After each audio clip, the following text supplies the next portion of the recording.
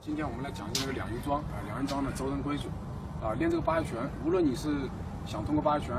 达到积极的目的，还是养生的目的你都绕不过这个八极拳这个两仪桩的两仪桩是八极拳的重中之重两仪桩的口诀讲一个脚踏清泉头顶蓝天，两肘顶上，怀抱婴儿。那我们先从这个脚踏清泉开始，如何才能做到脚踏清泉我们这个步子呢，大概3步半到4步的样子3步半到4步的样子，可以略宽也可以略窄这个根据人的身高来控制这个蹲下去我们叫做蹲桩八极拳没有站桩所以叫蹲架式蹲桩。两脚大拇指要内扣，内旋内扣内旋内扣这个很重要内旋内扣。膝盖外稍外侧，胯要内夹这样的话会有个什么效果？就是说这样的话，我们这个整个劲道是螺旋下沉扎底下旋这样才能符合八极拳里面讲的脚踏清泉你来试试让我们勾一下我的脚如果说这样做到的话，我们的脚是很稳当来用力来用力勾用力这样的话我们的脚是很稳当的很稳当的。所以我们这个地方一定要做的这几点内旋外撑再内夹然后另外很重要的就是我们一定要脸臀脸臀说白了就是收屁股，收屁股，但这样的话就没有坐胯，脸臀坐胯脸臀坐胯一定要脸臀把屁股收进去。如果达到了正确的标准的时候，我们这个屁股这个臀部会有种掉了秤砣的感觉往下坠这样就可以了这样就往下扎的感觉然后我们再讲这个两肘顶山，怎么样两肘顶山很多人是这样顶这不对练武术练传统武术有几个标准。第一，含胸拔背，脸臀坐胯，沉肩坠肘。你这样一来的话，胸开了那不对了肘僵了肩僵了，肘没成所以这个桩的时候一定是这样走的肩膀要放松，肘要下坠。然后怎么样才能找到这种两肘顶山的感觉？全靠这个手腕子这个手腕子凭空不是凭空这么做出来的。如果这样子的话，你是没有这种撑的感觉，一定是要扣腕，手指要扣腕，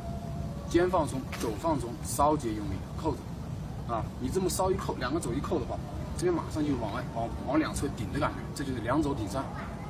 怀抱婴儿然后整体上就是一种矛盾的劲往外也要往内，这样做才是对的，两边都要练这边练完了也要练这边。然后呢我们这个眼神往哪看？眼神一定是往力点的方向看，力点的方向远方看我们八极拳讲究个八方极远之处，意识也要长远这个肘往这边看，这个肘往这边看很多人往前面看那是不对的，这是拍照用的你给我拍照，我可以往前看，但是我们练功的时候一定是往两边看这边看然后这边也要练。这个下颚一定要微微收一定要微微收。你像我们练微微收有个什么好处呢？微微收的话，你就很快就能找到头顶蓝天的感觉你像太极拳各种拳种，它讲究一个虚领顶劲虚领顶劲，很多人顶着腕就找这种感觉其实没有这个必要的。只要你微微收下颚，你就有这种顶的感觉，微微收下颚就有顶的感觉然后呢，胸一定要含我们讲那个含胸不过腰像这样子叫猫腰那是不对的，一定要含胸含胸，背要弓就咱们要把这个命门给凸出来，命门凸出来，胸一含，你很快就能找到气沉丹田的感觉所以我说各种各样的这个气那个气，只要你周身规矩到位了一切都水到渠成。然后我们讲这个含胸拔背这个积极含义含胸拔背是重中之重，无论你是练这个传统武术还是练那个现代格斗就我们练散打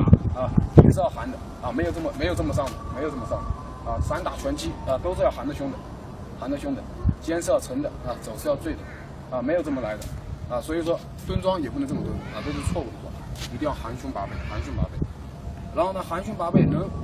最大程度上保护自己的身体比如说来打个撑拳比如说走打个撑拳走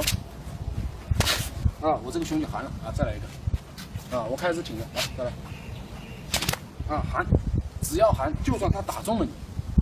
但是你这么一含胸，也最大程度的化解他的力量。你这么一含的话，这个手就可以削了就可以往上打啊，你也可以走擒拿啊，走擒拿，擒拿，这个含胸拔背是重中之重啊。所以我们练这个八极拳啊，两肘顶上怀抱婴儿啊，头顶蓝天脚踏清泉，也是一定要建立在含胸拔背、沉肩坠肘啊、脸人做法的基础之上啊。这个东西丢了，那就不对了。还是那句话哈，龙生九子，九子不同，不管你怎么练啊，这个八极拳核心的东西别丢了。好，那个今天就这样子啊。